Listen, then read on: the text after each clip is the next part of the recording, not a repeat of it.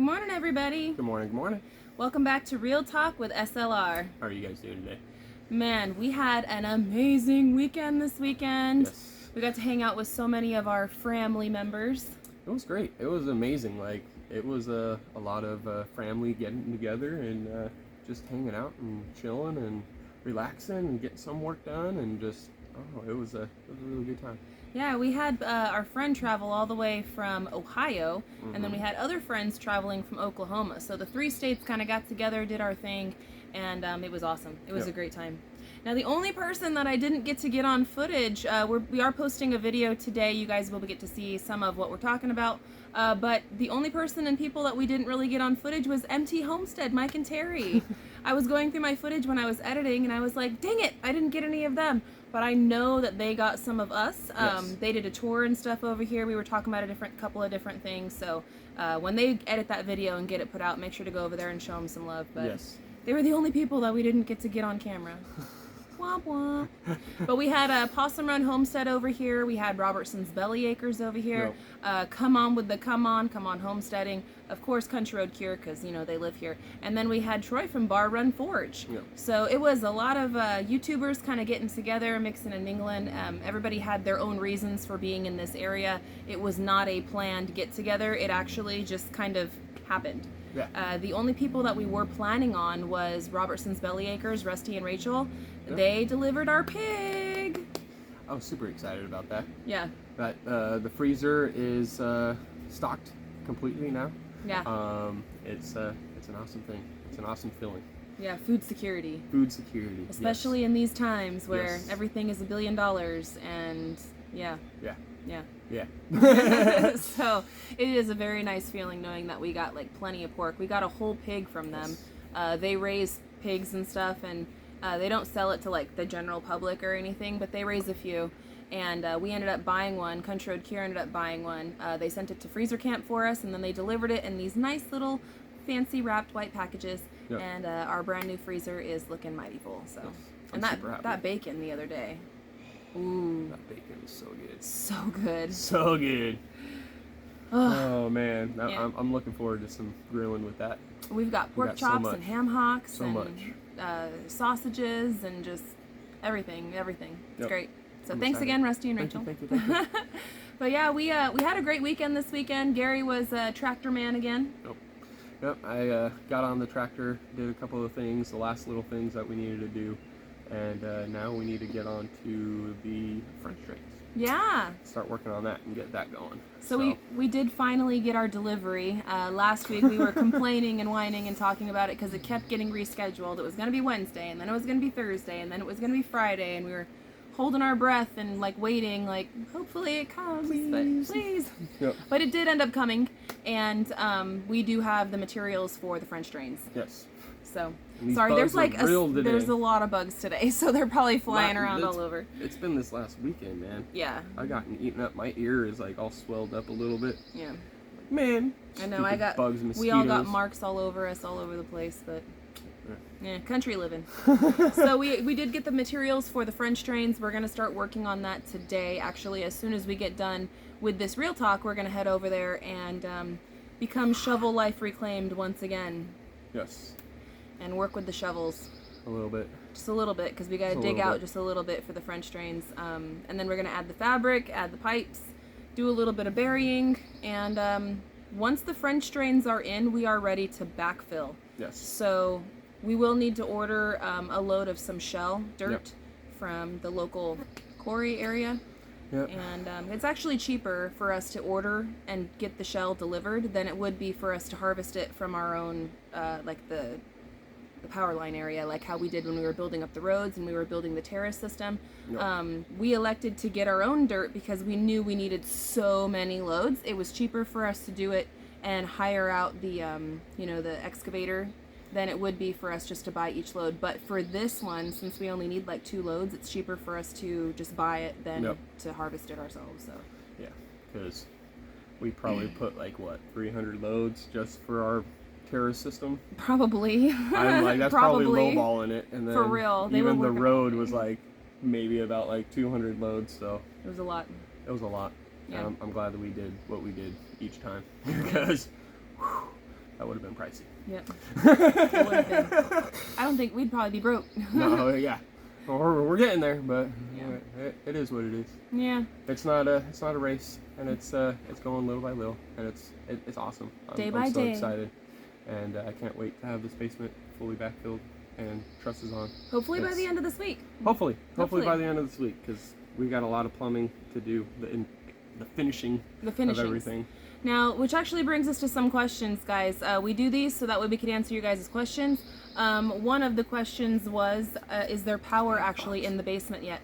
And the answer is no. There is no power to the basement. We do have our power pole and meter and rack and everything set up. So when we finish backfilling and we get the French drains in and then the floor joists and all that stuff, we're going to be able to bring over the power, pipe it in, and we'll have power in there. Then we're going to have to run all the outlets and everything else. But the power's there. It's just waiting to get into the basement. But again, we have to do these other things before we can do that. So, yeah. And the water is plumbed to be going right down to the septic, but we don't have water in the basement yet either.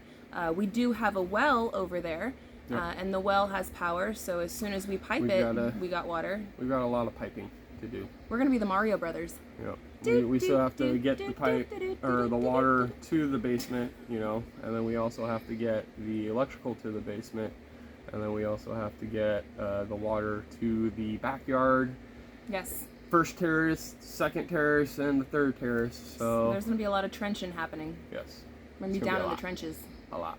Yeah. But it's all right. But we got a lot to do this week.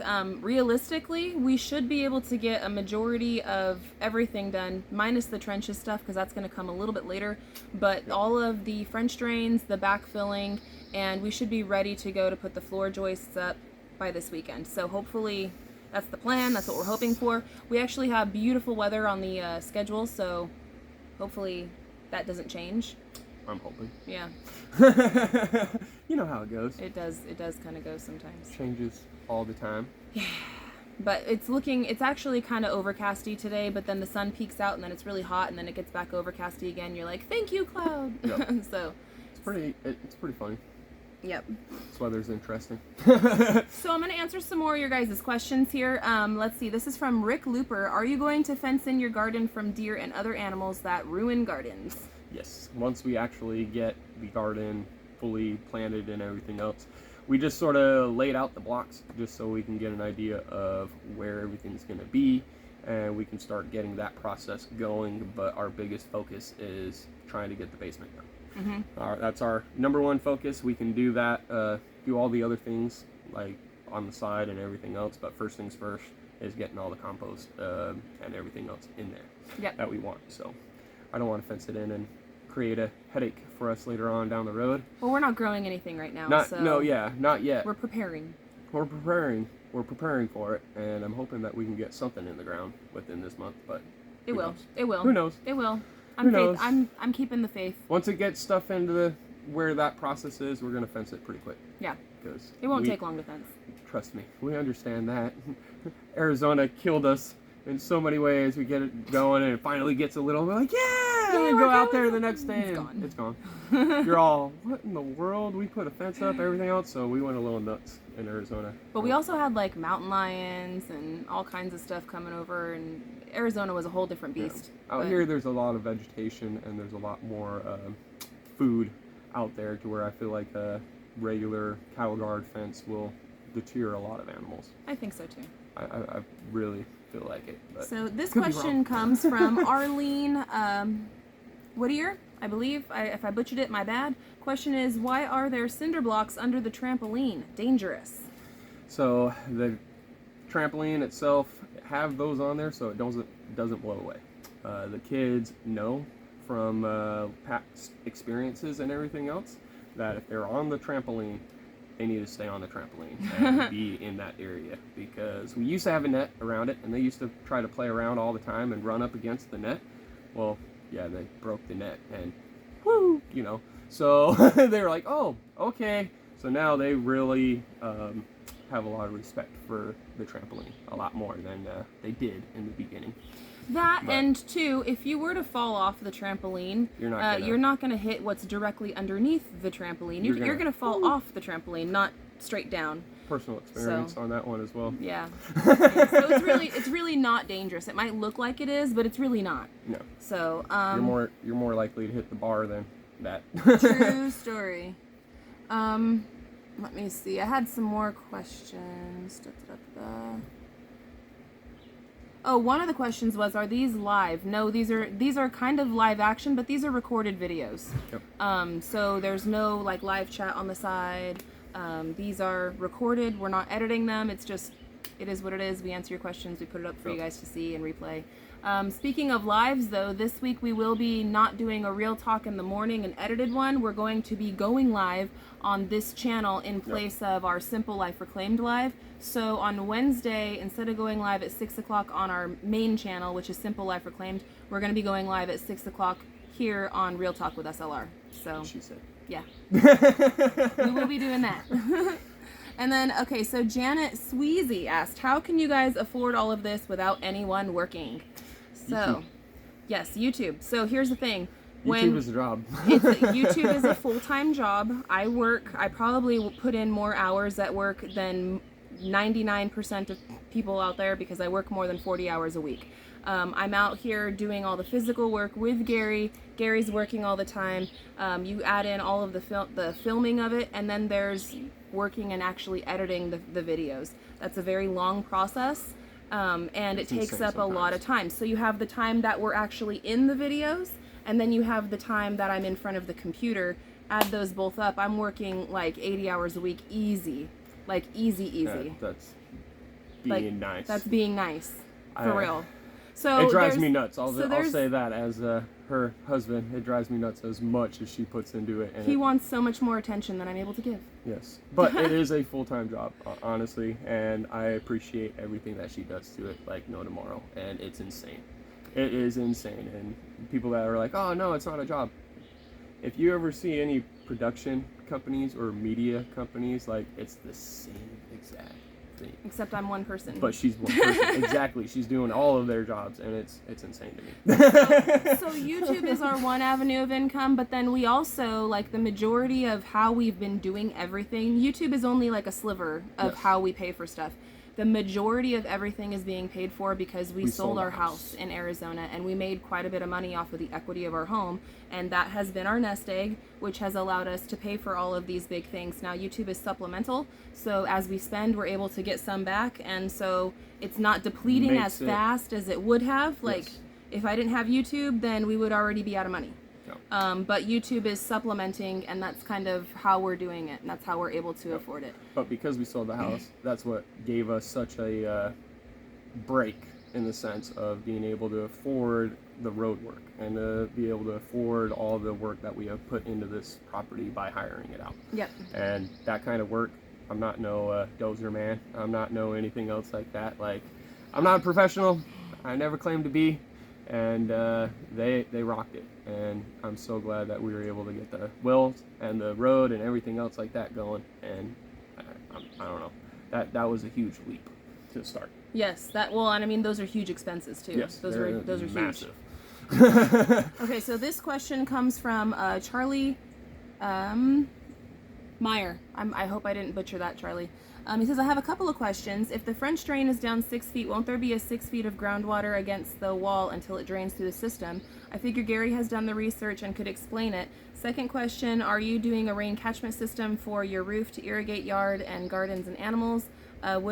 Would it need a cistern to store water for the dry season? A storage tank at rear house would gravity flow to the lower tiers? Just me rambling on. You guys rock. Thank you, Charlie. You rock, actually. Yes. Thank you for the question. So the first part of the question is if the French drains are 6 feet down, won't there be a 6 feet of groundwater against the wall until it drains through the system? It would be that way if the French drain is clogged. Now, the way that we're doing it with the fabric and everything else, it's the way that it's designed to be, basically, is that it will flow the water down. And a lot of how we're going to be sloping it away from the basement it's going to mitigate a lot of the water that's even going to get close to that area. But at the same time, if it does, water tends to trickle down, and once it hits that pipe, it's going to start excavating. If I had it like 3 feet up, or there was somebody, I don't know if it was you, no, it was somebody else. Somebody said maybe do it like 3 feet up. If I did that, then all the water below that is going to always be there. So it will sit. You want to have it as low as you possibly can, so that way you're never going to have any water standing there. And that's from my understanding on the research that I've done, that you want it to be as low as possible. If you can even get it a foot below the footing, that's even better. Yeah. So I mean, it's just depending on where it is and everything else. I'm not going to get it a foot below, but the water that we have out there, and anytime that there's collecting, it never sits in the backside. It always goes through the sides where it's built up, and it just pulls up right there anyway. And we did take proper precautions too. Yep. We did 2 layers of the Duralock paint on the outside, which is the waterproofing paint, and then we also did 2 layers of the 6mm fabric, plus we got that external the foam board. The foam board, there you go. So all of that is on the outside of it, and it has to break through all of that before it could even get to the block. I don't think it's going to break through any of that at all. The static pressure itself, because that's what he's talking about more so. Yeah. There shouldn't ever be that much static pressure, and I mean, I could be wrong. We'll find out. We'll find out. But from all the research, this is something that we're going to want to do. And then the next part of that question was, are we doing rain catchment system from your roof to irrigate yards and gardens and animals? We're definitely planning on that. We do have a well too, but we want to use rain catchment as well. Just in case, you know, we've never had any issue with our well. We've never ran out of water. We've never had anything like that, but you know, you never know. Better safe than sorry. And that's our motto, is better safe than sorry, because be prepared like Smoke the Bear. Yeah, exactly. But yeah, well, that's down the road once we actually get that going, but it's definitely something that we're looking into. And I think there was a couple other questions, but like I think I already answered them, because like I'm looking at it right here, the Are These Live, that was from Rock and Farm. I'm pretty sure we already answered the questions that I wanted to go over today. I want to thank you guys so much for hanging out with us. We will be posting a video on our main channel, Simple Life Reclaimed. It's presently uploading right now, so as soon as it uploads, you guys will be able to watch it. It's a fun one. It's a day in the life type of video, so I hope you guys thoroughly enjoy that. Yeah, it was a great weekend. You guys can hang out with us and see exactly what we're talking about. There's some work, there's some play, there's a lot of everything. So it was good camaraderie, just getting together with family and having a good time. It was good. It was good. Yep. But it's actually about that time. We got to wrap this one up. We got work to do. We got French drains to install. So check out our main channel, Simple Life Reclaimed, for today's edited video. We will see you back here on Real Talk tomorrow, bright and squirrely in the morning. And we'll answer some more questions. So if you guys leave us questions on the video, we'll be able to answer them here. Or you leave questions on this video, we'll be able to answer them here. But yeah, so until then, guys, we love y'all, and we hope you have a good one. We'll catch you on the next one. Bye, you guys. Later.